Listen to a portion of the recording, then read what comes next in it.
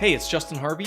Thanks for tuning in to the Anesthesia Success Podcast, where we take a close look at important topics pertaining to business, practice management, personal finance, and careers for anesthesiologists and pain management physicians.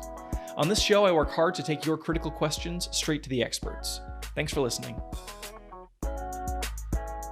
What's up, guys? Justin here. Thanks for tuning in. As always, this episode is going to be a little bit different, and it is designed for a specific purpose. I've been having a lot of conversations lately with residents and fellows who are about to transition in the coming months to Attendinghood, and I wanted to take one podcast segment and stuff as much value into it as possible as far as the things you need to know to succeed financially and career-wise as you transition to Attendinghood. There's no one who I think can be a better sounding board for this discussion than Dr. Jimmy Turner, who joins me today. So thanks for tuning in. In addition, embedded in this episode is an opportunity to get a couple free resources from me. You'll want to go to the show notes, anesthesiasuccess.com/46 for a lot of the things we're going to discuss today. But in addition, I want to send a couple copies of the one-page financial plan, which is a great financial overview primer for people who have questions about like what kind of paradigm should I even have for many basic financial questions. If you're interested in that, would love for you to leave a review for Anesthesia Success. If you want to go there, leave an honest review, screenshot it, and send it to me. I would be glad to send you a book until I run out of them. I got a few of them here. As always, thanks for tuning in to the Anesthesia Success Podcast. Hello and welcome to episode 46 of the Anesthesia Success Podcast. I'm your host, Justin Harvey. I'm very pleased to be joined today by my friend, Dr. Jimmy Turner, also known as the physician philosopher. Jimmy is a friend of the show. This is probably his third or fourth episode. He is not only an attending anesthesiologist down at Wake Forest, but he is also a financial, I don't want to call him a guru. He's made a hobby and now has become, we were just talking about, well, I don't know how much I want to share about what we were talking about, but Jimmy is a guy who's developed significant financial acumen, and he does a lot of work with regards to educating med students, residents, fellows about how to not make significant financial mistakes as a physician. I'm really grateful for the work that Jimmy's doing, and I'm really grateful that he's joined us today on the show. Thanks, Jimmy. Thanks for having me on, Justin. I'm super excited about being here and kind of kicking it off again. And I really have enjoyed working with you. So, I brought you down to teach my students at Wake Forest, and that is a honorable position because I would let very, very few people in front of my students. So appreciate your friendship, and I'm glad to be here. Yeah, that's right. That was a lot of fun. We were talking about how to pick a financial planner and do you need one? And that was a lot of content that I think is really helpful for a lot of different people inside and outside of the medical community, some of which we're going to touch on today. So completely. Yeah, that was definitely a lot of fun. Right now, I'm curious, you are a mentor to many. You try to help people get oriented with regards to personal finances, and a lot of that attaches to like career, job description, things like that. Right now with coronavirus, things are a little bit hectic. It's safe to say. So I'm curious, what kinds of things are you telling your residents and fellows who are getting ready to go take a job somewhere about how to approach a new role in the light of what's going on? Yeah, it's been extremely challenging. So they've had lots of questions, residents and fellows, in terms of what's coming up next and how to handle things. And I think that, by and large, it's really driven home a couple of things too, like the importance of an emergency fund. There's some people out there that say that hiring doctors don't need one because we can cash flow a lot of money each month. And who knew that a pandemic was coming that might put your job at risk? And so I think that that's kind of naturally flowed downstream to the people that are about to start in the job market, are looking at their contracts and, kind of wondering what's in store for them, if the positions are still going to be available, when they get there, what's that going to look like?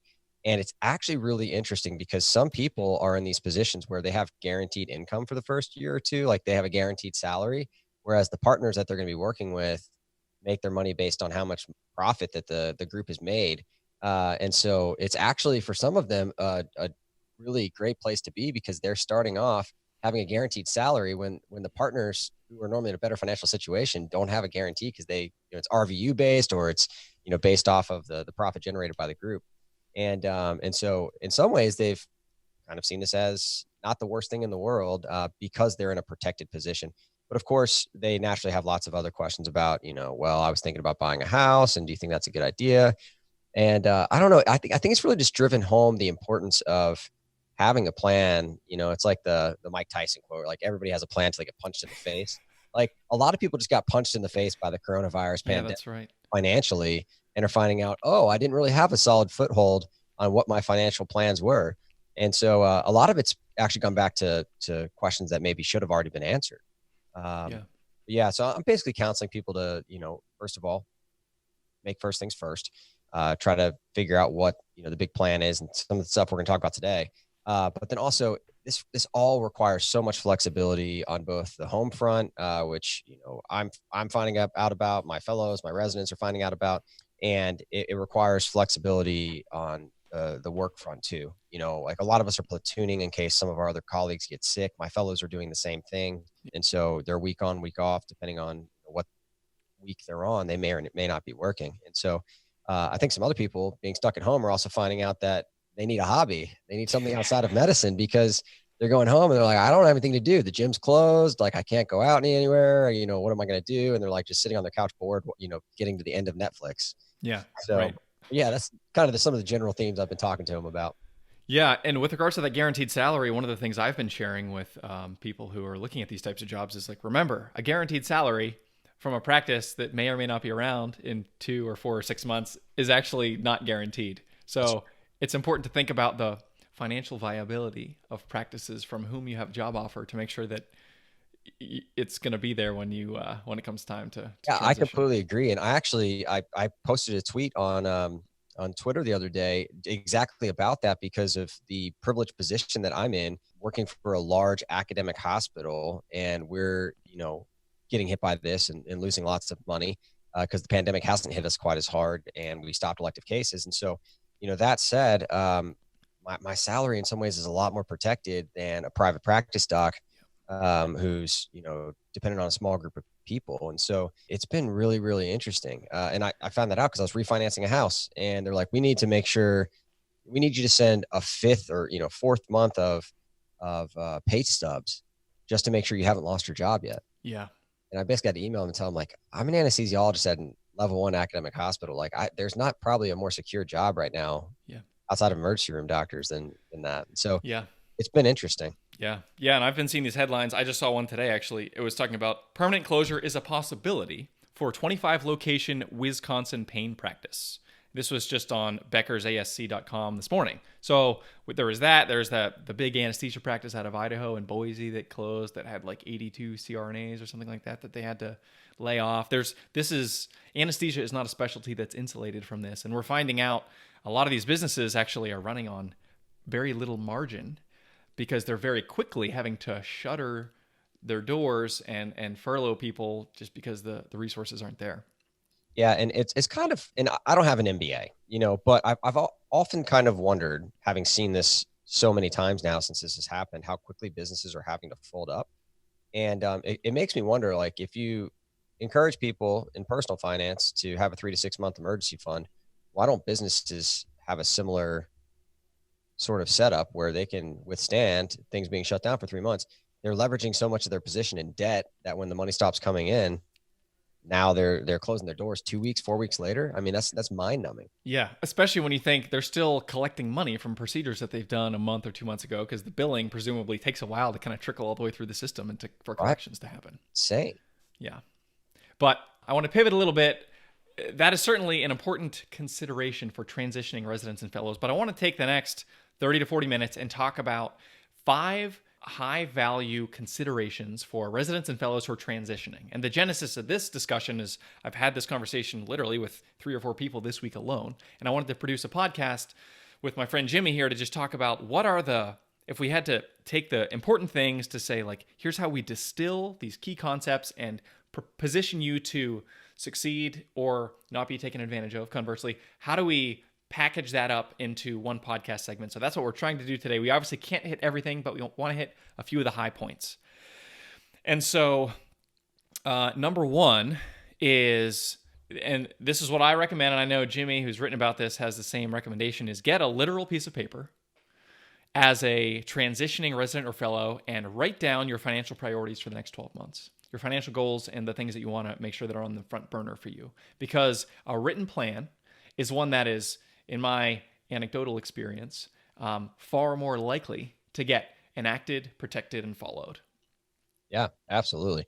I think that what people get tripped up on later is they start in the middle of a financial plan. A lot of times they just start, haphazardly throwing money at their savings and spending a lot of it and not making really any plan at all. They just, feel like, oh, well, I'm supposed to save some money, so I guess I should just do that.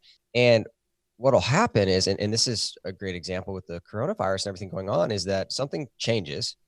And because you don't know where you're ultimately going, you haven't designed that destination, you haven't described it and know it in great detail, you can't ever get there. I mean, you can't expect to get in a car and just drive to a dream destination if you don't know where that is. And so I think knowing the why behind money is infinitely more important than the how to or the steps to get it done. And that's what this is about, right? Writing down your goals. And I know that there are lots of tools out there, but the ones that is my favorite is the 3 Kinder questions. I teach something that was inspired by that in my course. But either way, no matter what tool you use, the goal is to answer important questions. Where do you want to be? How long do you want to take to get there? I mean, because if you just save money haphazardly, you may not even save enough to retire by 65. What if you want to be done by 55? Yeah. Well, you got to figure out what that number is. And that starts by knowing that 55 is when you are interested in potentially retiring.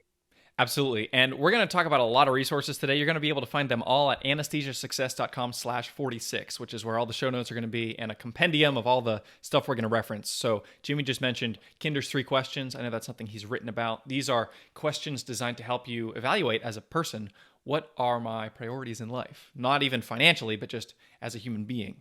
What kind of life do I want to build? And obviously financial priorities flow from there. Absolutely recommend giving that some intentional thought. And, with regards to sort of the financial transition and how that relates to these goals, whenever you get a 4 or 5x raise, all of that new resource needs to have an intentional place to go, or else it will just fly out the window. That's just the nature of the entropy of personal finances. If you don't give a dollar a job, that dollar will fly out the window. And if you have the goals and the priorities in front of you, that you're able to reflect on, maybe talk about with your spouse if you have one, or your significant other, and keep yourself accountable, you're going to be far more likely to experience a positive outcome and to make progress in the ways that are important to you than if you lack that plan. Because if you make this transition and you go blind and you just say, we'll see what happens, it's going to be great when my checking account's full of money. I mean, that's true, but easy come, easy go.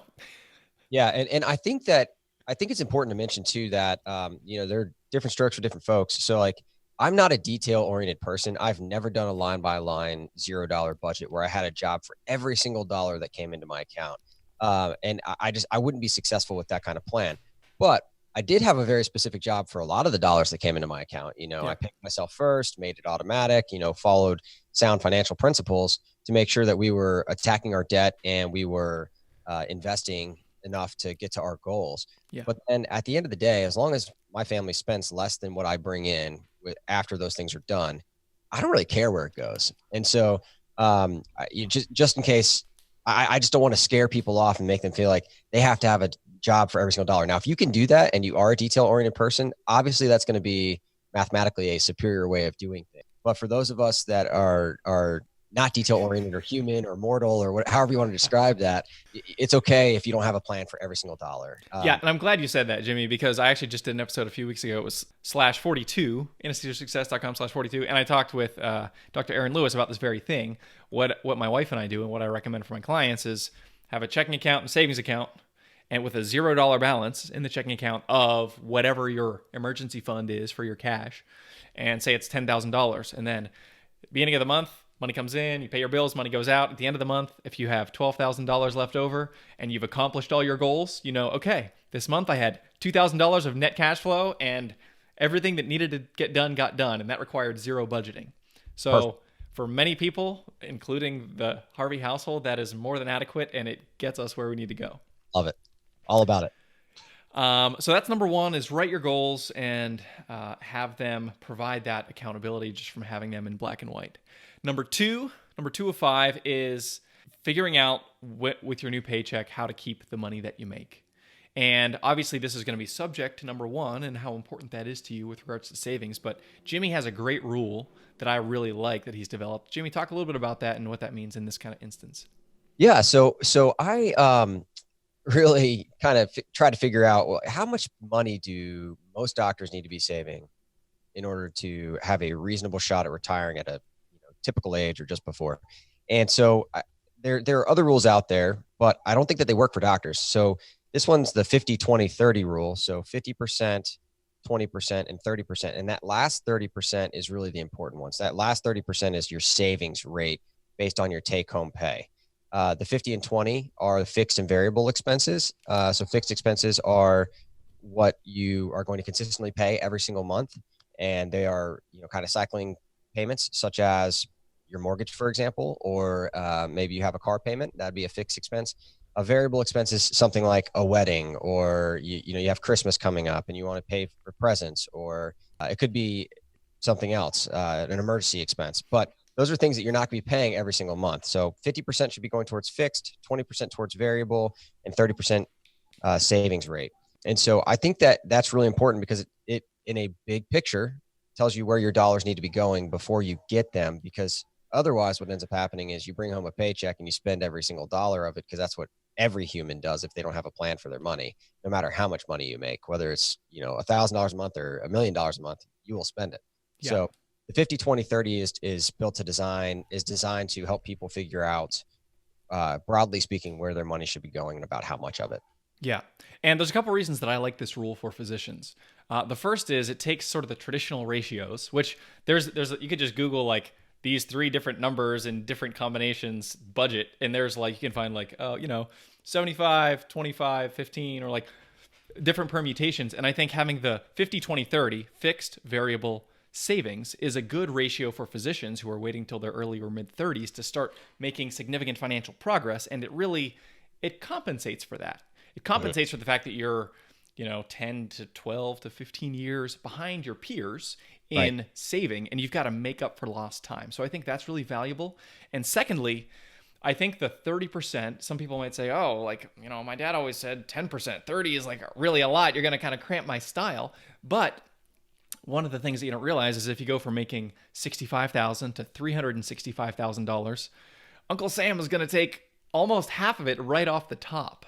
Right. And so if you think about your income as this really, really big number that as a lower earning resident or fellow, you just kind of think, well, it's so big, I really can't even conceive it, but I guess I'll see how much of that I can capture when I get there. If you're not intentional about that, got to remember that taxes are going to be a much higher expense for you in the future than they are right now. And it's this whole new category that you've never had to deal with. So if you're not intentionally building in after taxes a really meaty savings rate, then you're just going to save money. You're going to accumulate money very slowly.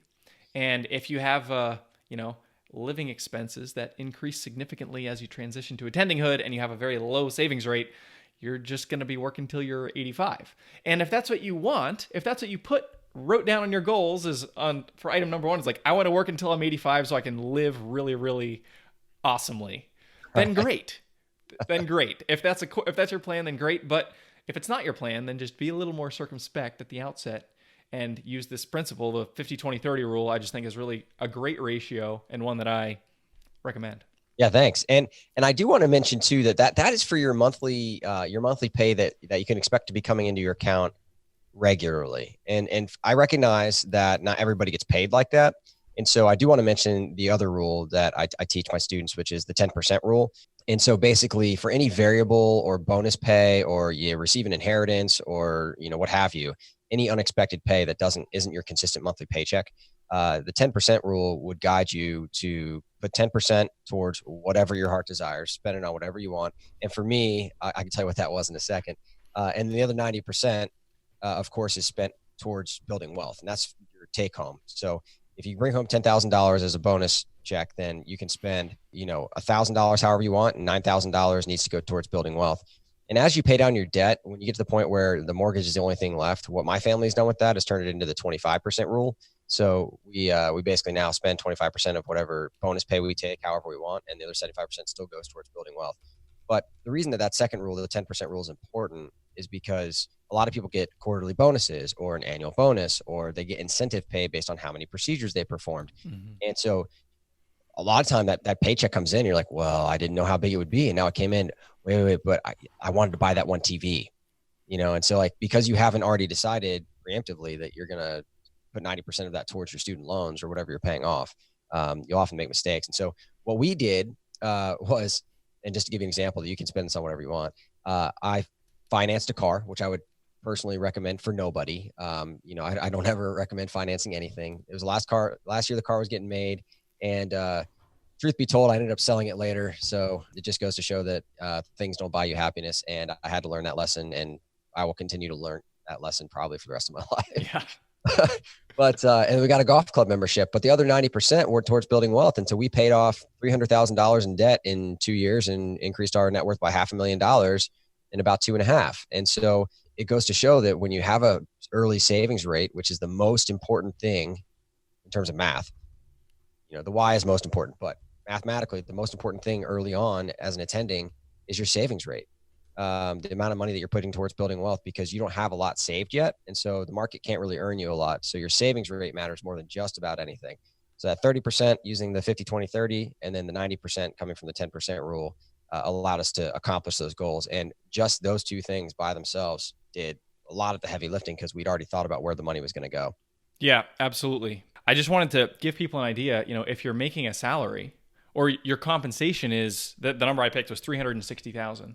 You can expect a big fat 6-figure tax bill. And that's something that people don't always think about. So if you make 360, we're not talking about, if we take this 50, 20, 30 and we apply that to your situation, we're not applying it to the 360, right? We're applying it to the net income. So you might think that 30% is a big number, but I just estimated maybe it's $150,000 to go to taxes. It depends on if you're married, where you live, what state you live in, a lot of other variables. But if that was the case, you're netting $210,000 from a top line of $360K. If 210 is your number, that 50, 20, 30 rule is getting applied to $210,000. And so that 30% savings rate is then going to be $63K. Yeah. So that's your number. So if that's your top line, 360, and we wanted to say, what does this look like for you? It means 63K needs to end up in your 401k, 403b, TSP, savings account. And then all of the rest is what's your money to do whatever you want with. Right. Which is about 150 grand a year. Right. And if you do that 30% is going to let you, assuming that you finish training in your early to mid 30s, is going to let you be financially free or financially independent by your mid 50s to 60. So yeah.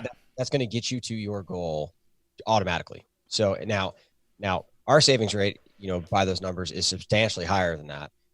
But that's because I want to be financially independent when I'm in my mid 40s. And so in order to do that, I have to save a lot more money. So you can craft this or manipulate this however you want based on your goals. But a 30% take home savings rate, I think is almost a minimum, just because that'll get you to 60. Yeah. And, again, this is always in the context of two people who are interested in not only being financially independent, but helping others become financially independent. These are not everyone's priorities. Right. So you got to tailor it to what's comfortable for you. I think we've hit that enough. Let's move on here. So number 3, build your dream team. So no man is an island. No one can accomplish big, ambitious goals for themselves, personally, financially, professionally, or in any other way, without a support network, people around them.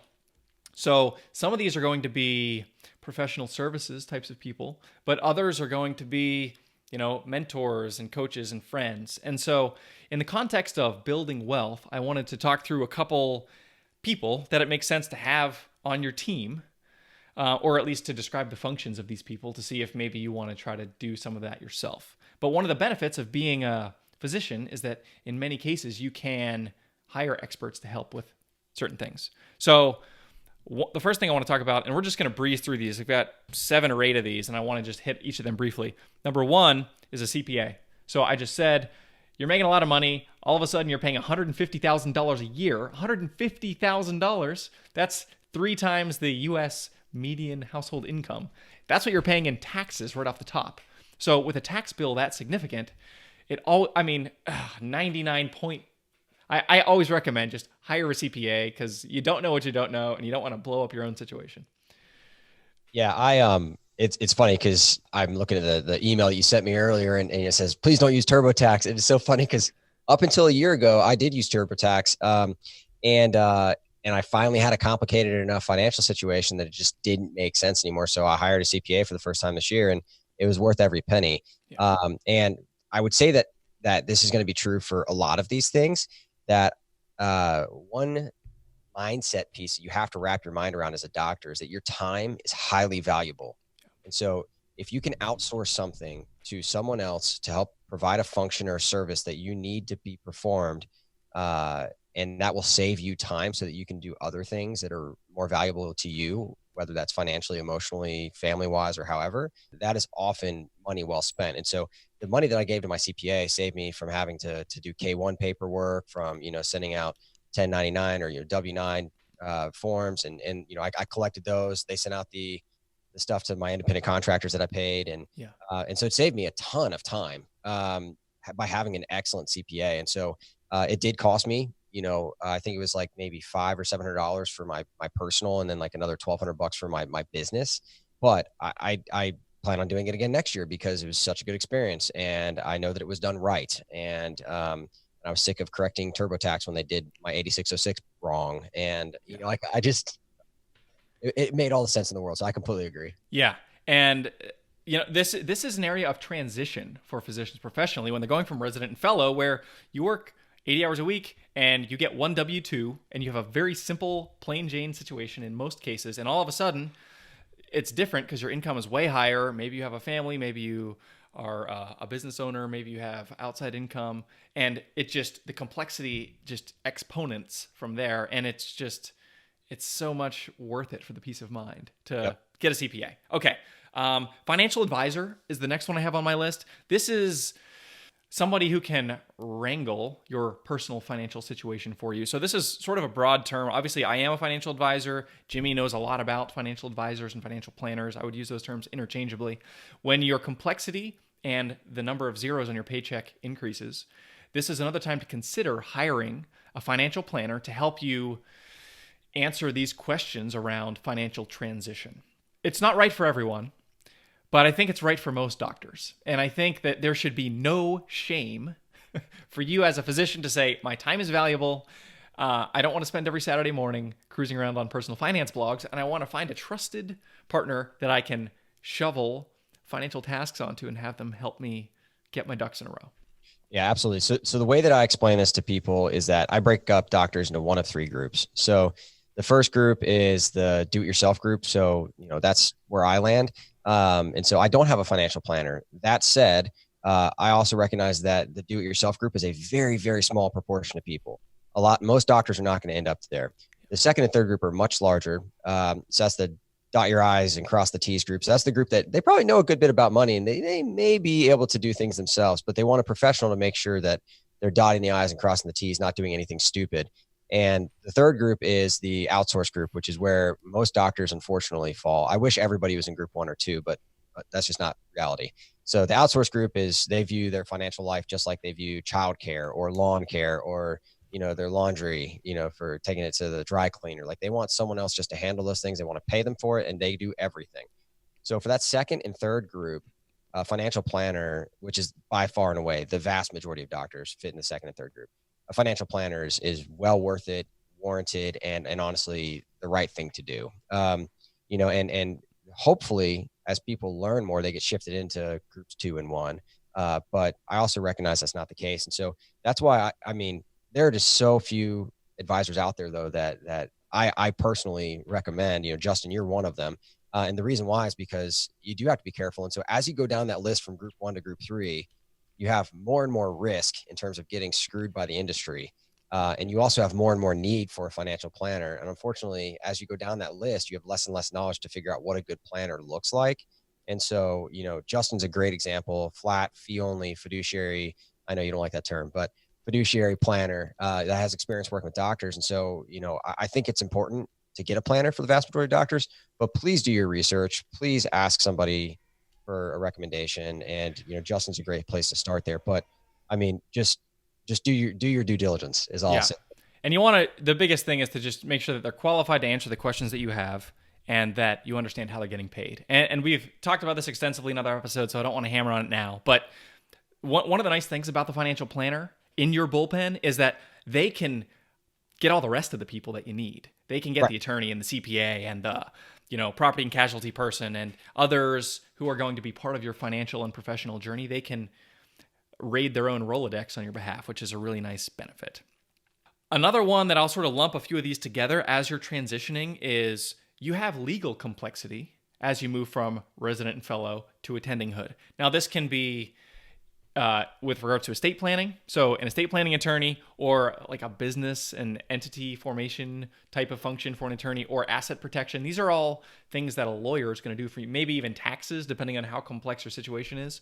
So integrating legal help when you need can be really beneficial. Now, again, having the financial planner kind of quarterback that to say, yes, you need a lawyer, no, you don't, that can be really beneficial, because lawyers are going to, I hired an attorney recently. He said, here's the $1,500 retainer, send that to me, and then I'll start hearing what your questions are. So it's a very, time-based, that's just how they bill, and that's how the world works.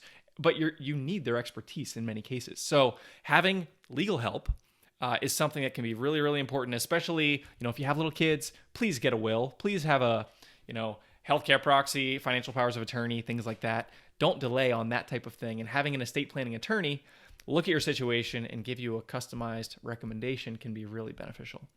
Yeah. And I think that last piece is so important, just organizing things, because God forbid you die in a car accident or something like that, and your family's grieving and having to figure out where you keep all your files and who takes care of what, and how, one kid goes, like you don't want your whole family situation going through probate and taking months and months and months, to allow a process to happen that could take much less time if you just had these documents in place.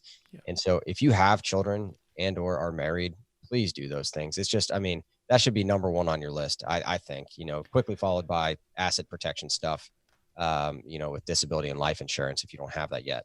But it's something people far too often put on the back burner. And so I completely agree. Yeah. I want to lump a couple of these other ones together because I want to get to some of these other points. So I think this is a good time during this transition, if you don't already have one, to find a mentor in healthcare, in medicine, who can help you, somebody like Jimmy, who this transition is very fresh for him. He's made some mistakes. He's made some great decisions, and he can tell you which is which. Find somebody like that in your life who can help you navigate these changes. Outside of the normal professionals, this is an informal relationship, but one that is nonetheless intentional.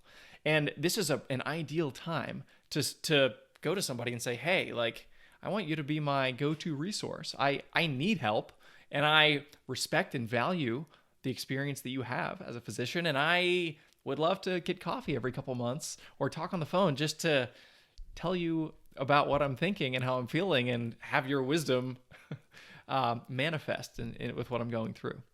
Yeah. And you're going to have, like you kind of allude to, multiple different kinds of people for these roles, and it can be formal and it can be informal. So, I have formal advisees. I've got 3 residents that are advisees of mine. I meet with them every 3 to 6 months, take them out to lunch, dinner, check in, make sure things are going well, and see if I need to advocate for them or represent them in any way, or if there's anything I can be doing for them.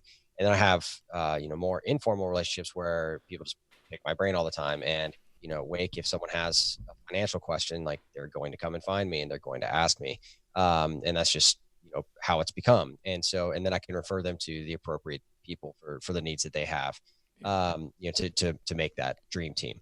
And so I've also found it really important for myself, like doing research. I have a question. I know that I can go talk to a couple of my senior colleagues who are much more experienced in the research realm and in publishing and, writing manuscripts and kind of pick their brain about stuff. And I do that all the time. And that's actually how I got started in that. I pitched a research idea on studying how long nerve blocks last. Right. So we're doing, I guess this is a anesthesia related podcast. One of the few times I can actually go into this. So we were looking at systemic and perineural decadron and whether it prolongs blocks or not. And so we did 2 different studies, and Justin, I can't believe people actually signed up for this study, but they did. It got through the IRB, and patients actually completed this study. So it was kind of widely accepted that decadron prolonged blocks, just lots of bad definitions, were out there. And so it had never really been objectively studied. So I poked people with a needle every 2 hours until the block wore off, around the clock. And I didn't know that when we put Decadron into one of the blocks, it was an adductor canal block, that it was going to last a really long time. And so I had to, I didn't do it. My research assistants did it, but we poke people with the needle every 2 hours for like, I mean, up to 50, 55 hours sometimes. And so that's like through the night, every 2 hours for 2 nights. Wow. And so, but like what I described this study, because I wanted to like actually answer the question. I didn't feel like anyone had ever done that. I approached a couple of my now, partners, Daryl Henshaw and Rob Weller, and about the idea. And they're like, "You're crazy." Like but I was young and naive and like full of zeal and charisma. And so we embarked on the journey, and it ended up becoming my first two randomized control trials that got published. And so, but it was so much work, and they were so right that I will never do a study like that ever again. Yeah. But having the mentors there to let me know before I got started that this is going to be extremely hard was really helpful. Set expectations early. Yeah. Yeah, absolutely. And one that is related to this that I think bears mentioning is having a coach, like a personal or career coach. This is something that can be a little bit weird and not everybody would probably be a fit for, but I think I have benefited from this. I know my wife has benefited from this. Having somebody that you pay them money, and this obviously looks very different for my wife and I, because I have a business coach who I say, hey, here's everything happening in my financial planning business. Here's what all the efforts here's the stated goal. Here's the 17 things I'm doing to try to get to the stated goal. How does this look from an objective third-party standpoint? And I think a career in medicine, it's very, very demanding. And personal life takes up obviously all the rest of your time. And so having an objective third party to say, what are your career goals? What are your goals for your marriage and your family and your kids and other personal pursuits? And how do you feel? What kind of time are you putting in on each of these? And somebody to just hold up the mirror and provide that touch point every few weeks, every month, to have a conversation about how are you doing, take the temperature, and see what kind of adjustments you can make to just thrive as a human. I am a huge, huge believer in that type of relationship. And it could be a coach, it could be even like a therapist, or there's different sort of titles depending on the expertise of the person to whom you're speaking. But I think that's really, really, I think the more like high functioning, the more driven you are, the more beneficial that can be. And the irony is people who are very high functioning and smart, they don't think they need the help, but we do. Yeah. And I want to mention one specific thing there, whether it's a mentor or a coach. I think it's really important to realize that these relationships are driven by the person who is getting the advice. So it's exactly what you're saying. Like you have to know that you need it. And honestly, the reason why is because you can go ask people for their advice all day, but if they're not someone that you respect, someone that you trust, someone that you admire or want to in some way become, you're not going to listen to what they say. And so if it's not driven by you and someone just walks up to you and says, hey, I want to give you some advice on such and such, like nobody ever listens to that. So I think it does require a certain, introspection and amount of knowledge about yourself that it is actually really helpful for high functioning, intelligent people to get coaches and planners and all sorts of mentors and, places of advice. But it has to be driven by the person that needs the advice, I think, because otherwise it may not be followed through at all. Yeah. And I know there are professionals out there who specialize actually in like physician life and career coaching. I want to get a couple of them or maybe one of them on the show sometime in the future to just ask them all the questions that I'm so curious about how this really functions in the life of a physician. But I've seen the good effects that it has had in the lives of some clients and friends, and I'm just and myself, and I'm just so convinced that it can be really, really valuable. And during this time of transition, you're taking on a whole new, not a new job responsibility, but you're the last line of defense in ways that you haven't been before as an attending physician. Plus, you have whatever your personal, relational stresses and strains are that are all sort of hitting at the same time. Having somebody to help you walk through that can be really valuable. Okay, so we said number 1, write down your goals. Number 2, 50, 20, 30 rule. Number 3, build your dream team. We got 2 more. Number 4, as far as how do you optimize this transition from residency/fellowship to attendinghood, is for yourself, get informed on the basics of your personal finances and even just the broad categories. What are the things that I need to know in order to not accidentally step on a landmine? And I know this is particular passion of yours, Jimmy. So how are you counseling people who maybe come to you and say, oh my gosh, like I know there's this big transition. I know I'm about to start getting paid a lot more and I don't even know where to begin. I know I ought to know more and I don't. What should I do? Yeah, so this is tough because I think this is a fundamental problem in medical education, and so I do want to mention I'm attacking this from a more formal perspective, creating that fourth year med student curriculum that you came and spoke at, Justin, and I think that that's really important. So for the attendings out there, or faculty or staff or CRNAs that are in practice, like I highly encourage you, if you are financially literate, to consider starting a curriculum for your students, and making this something that's a little more natural that happens as part of their education. Unfortunately, for the vast majority of people, that's just not the case. So they come and they say, hey, I'm looking to get started. I have no sort of exposure to this stuff at all. And so if you're coming from that situation, what I normally do is I recommend that they get a base knowledge from somewhere. So this could be from a book. And ones that I commonly recommend are How to Think About Money by Jonathan Clements. I love that book. For investments, I often talk about Bill Bernstein's book, The Investor's Manifesto. And then, they can kind of, go down in the rabbit hole in terms of where their interest is after that. You obviously can't cover everything. I mean, I'm not going to send people to read about estate planning, for example. Like right. I'm going to refer you to an estate attorney to have that conversation. But in terms of personal finance, I wrote a book too, so I guess I have to plug that, right? The Physician Philosopher's Guide to Personal Finance, which is written chronologically, what you need to know at various points. And so I think that however you do that, you need to get a basis. It could also be an online course, right? It could be, meeting with a planner. But the really, I don't want to say meeting with a planner yet, though, because what I want you to do is have enough personal finance knowledge that you can sit down with a planner, understand what they're saying, be financially literate enough to know whether what they're saying is a good fit for you or not before you even meet with them. So the idea is to get everybody, again, into that dot the I's, cross the T's group.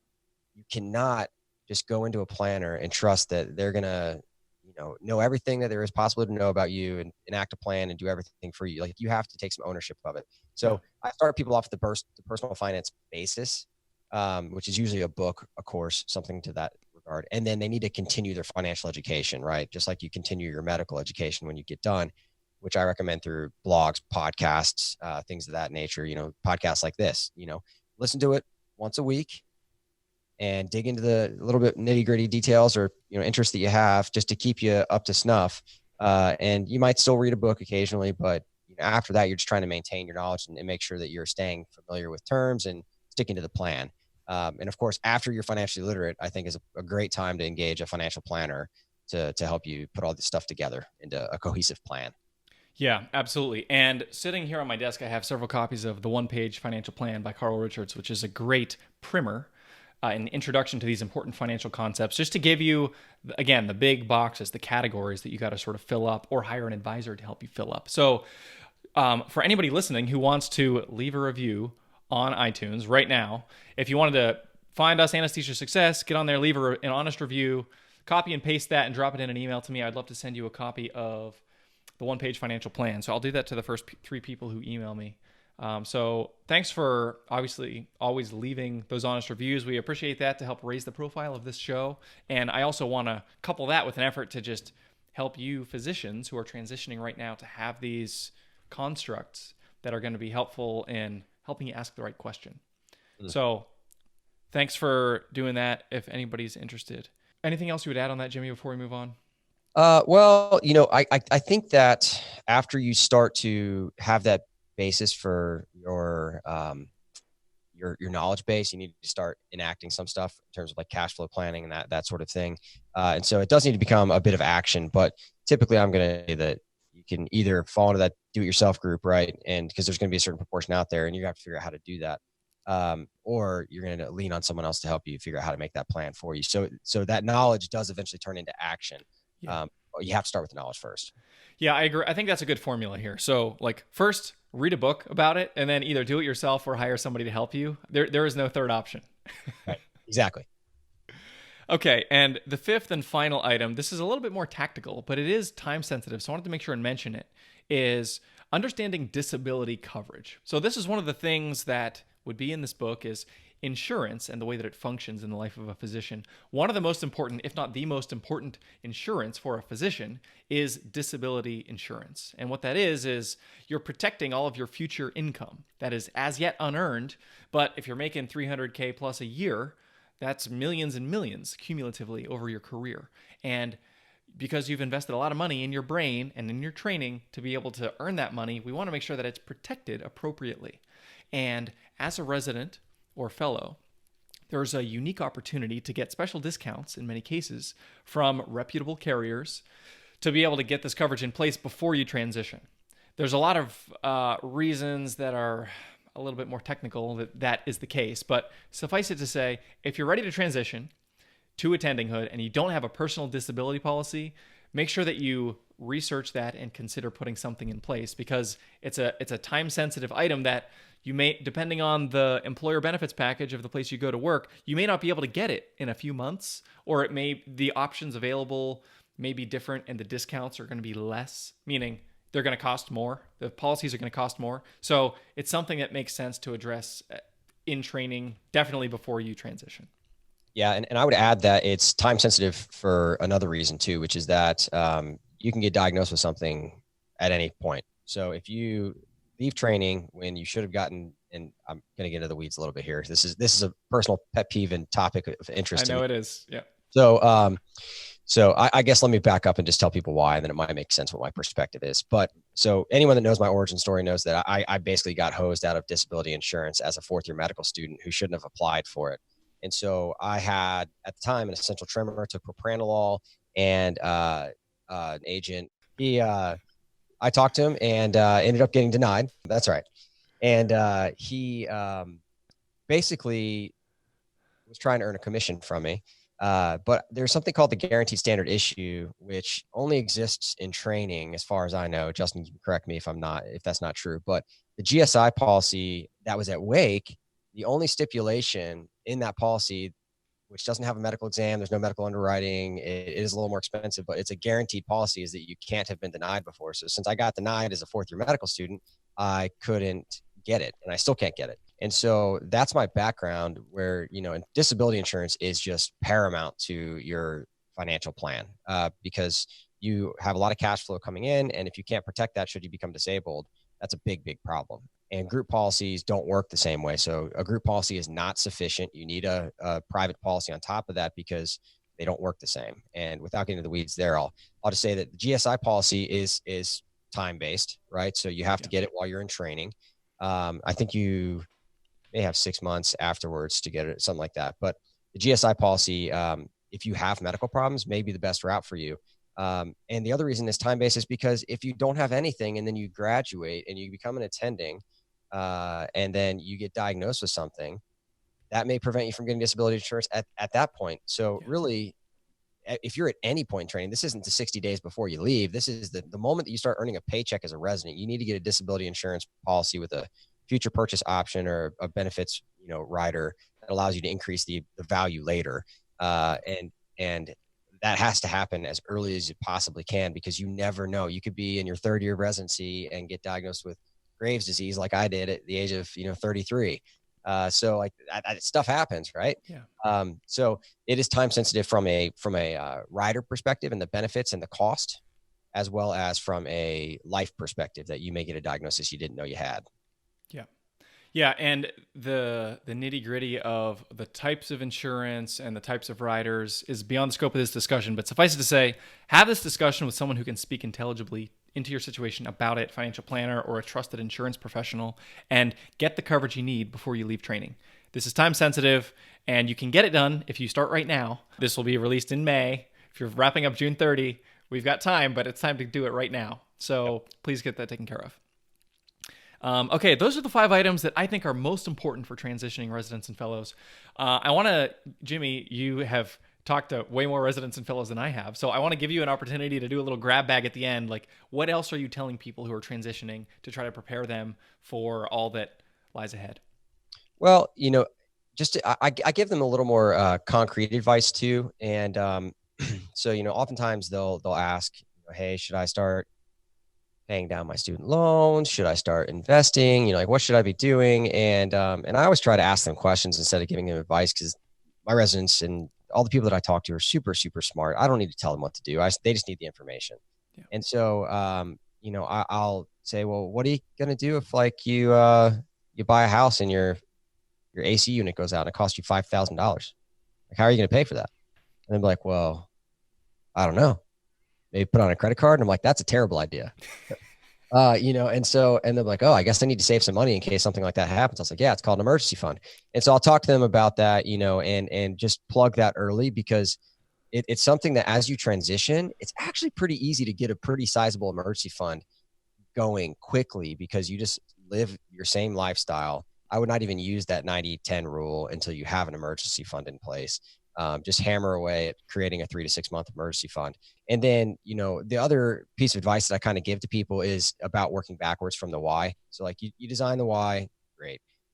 You figure out that you want to be able to be financially independent by 55, great. And then you can whittle that down into a backwards monthly goal. Basically, like, this is how much I need to be saving to get to X, age, and have Y money. Those are the kind of the big pieces that I tell people, just because like I feel like they get stuck in the transition, and I'm moving to such and such, and I'm thinking about renting or buying a house. And I normally encourage people to rent as well, because more than 50% of doctors will change their jobs with their first job in the first, I think, 3 to 4 years.